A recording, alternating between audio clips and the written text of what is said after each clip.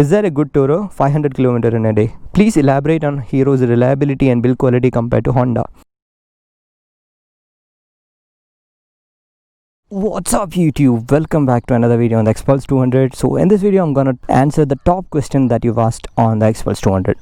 So let's get directly into the video. So the first question is from Agil Jacob. He has 4 questions. So first question is, if you were given a Himalayan and an Xpulse for free and could only choose one, which one would you choose and why? Okay, before that, nowadays I'm getting all these kind of free bikes. I'm happy for that, but I'm not finding it anything in real life. So coming back to the point which I wanted to make, so there is a dedicated video done for the Xpulse versus the Himalayan. I have collaborated with Royal Brothers to make that video, and it's uploaded in their channel. If you are very keen about the topic, you can go ahead and watch that video. So yes, the question is basically, what is my choice? Will I choose the Xpulse or the Himalayan? As for me, I'll go for the Xpulse 200, not just because it is standing here and I'm just praising him. Don't take it in that field. The reason is because Himalayan is a little heavy for me, so it is a little difficult to handle. Lately I have picked up an interest in off-roading, but I don't want to go to off-roading so much. I'm a sports tourer, I love that segment, but still I love to off-road, so I like to keep this as a secondary bike. So if I'm keeping a Himalayan, then it's not at all a secondary bike. So this fits into a secondary bike where I can off-road. I can take it in the city also, but it's not a great highway tourer. So in my opinion, I take this for the reason of off-road and city, not for highways. So his second question is, if you were going to Leh Ladakh, which one would you take, Himalayan or Xpulse? Again, first of all, I don't go to Leh Ladakh. I don't know whether I'll ever go in my life. I know about that. Basically, I think you were intending a question like riding from Kerala to Kashmir, like that. I don't want to do that, because if I'm reaching Leh or that kind of a places, I'd like to reach that place with my complete energy, so I don't ride. So if I don't have to ride, then I'll use this machine, because if I have to ride, then Himalayan is a good choice. Okay, if I don't have to ride, then of course this is going to be the machine for that kind of an off-road. And yeah, of course Leh is not just about off-roads, there are good roads also, but if I have to cover from one end of the India to the other end, I don't really think that I can sit on this motorcycle and do that long. Third question, can this actually be a competition to the Himalayan? Oh my god, his all questions are based on Himalayan. Of course man, yeah, this is a good competitor for Himalayan, and this can do few things better than Himalayan. Point out why people should choose this instead of Himalayan. If you're lean, if you're short, this will be a better choice for you. P.S. I'm a KTM rider and I'm not into these category motorcycles. I just asked these questions out of curiosity. Thank you man. I'm a KTM fanboy, by the way. So let's get into the next question.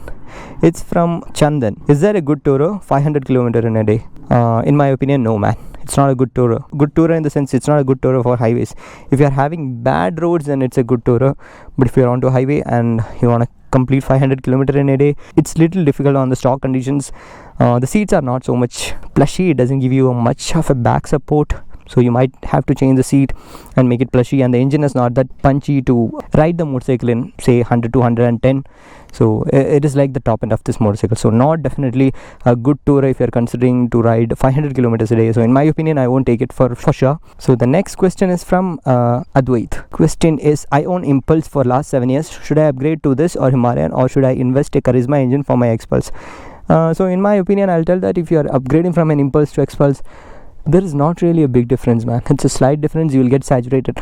See, if you are currently saturated with the Impulse, yes, that is the reason why you are upgrading. You are planning to upgrade. You will get saturated with the Xpulse soon, but you have to go to the Himalayan. So the Himalayan is a little heavy. It gives you a little more highway riding capacity and all, but in my opinion, if I was in your situation and I have an option to port a Charisma engine, then that will be the best thing to do, because you are familiar with the bike, you're getting a new engine, you are still on the same setup, you can off-road, you can go on highway. So in my opinion, the option of putting the Charisma will be the best thing that you can do. So the next question is from Muhammad Shuaib. Please elaborate on Hero's reliability and build quality compared to Honda. I'm also curious about KTM ADV 390. Is it worth waiting, or is it even being launched in India? Same with CBR 250RR. Will it launch in India? Okay, first question is Hero's reliability and build quality compared to Honda. So in my opinion, I'll tell that Hero has to still work a little more to get into the quality that Honda, Yamaha and Suzuki are making in their premium segment bikes. I'm not talking about the Fireblade or all those kind of things, but if you just compare the CBR 250R or 300R or the R3 and all those kind of motorcycles, the kind of quality that you see on a Yamaha or a Honda, that kind of a quality you don't see on a Hero motorcycle. But still, this is not at all bad. Okay, I can say that this is a little better than Himalayan in terms of quality, but yes, compared to Honda, yes, this is 1 or 2 steps back. If you're someone who is waiting for the 390, no problem man, just wait a little more, because the 390 is on its way to India, and it will be a much more engaging motorcycle because it has a 390 engine.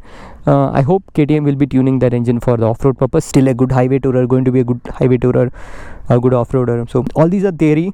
Let it come to my hand. I'll give you more details about it. And about the CBR 250 RR, first of all, it's an altogether different genre of motorcycle, and second thing, it will never come to India, man. That's the bad news. I don't think, because if it comes to India, it will cost almost 4.5 to 4.7 lakh. I did this math based on the price of the CBR 300R, so just do that proportional math calculation based on the Indonesian market, then you will get to know that it will come for 4.5 lakh. It doesn't even buy the 250cc motorcycle in India for 4.5. Yes, it is actually competitive with this RC 390, but nobody believes it. That's the thing. So I don't think Honda will do such kind of a ferocious decision bringing the 250 RR to India. Okay, next question is from Nathan. Is it good for short riders, maybe under 5.5? No, man, it's not really great for a short rider. Definitely ADVs are not like that. I am 5.6 and I am able to manage it. So 5.5 is not a bad height for this motorcycle. You will be having a reach towards the ground, but of course no planted foot. So the next question is from Ganesh. Is it good to consider this as the first motorcycle for a guy of your height and not much riding experience? Yeah, man, not a problem. No intimidating power, and with my height and weight, I think you will be able to manage it. It's just that this taller motorcycle will little bit of problem in the initial days, but I'm pretty sure that you will be comfortable in a month or two.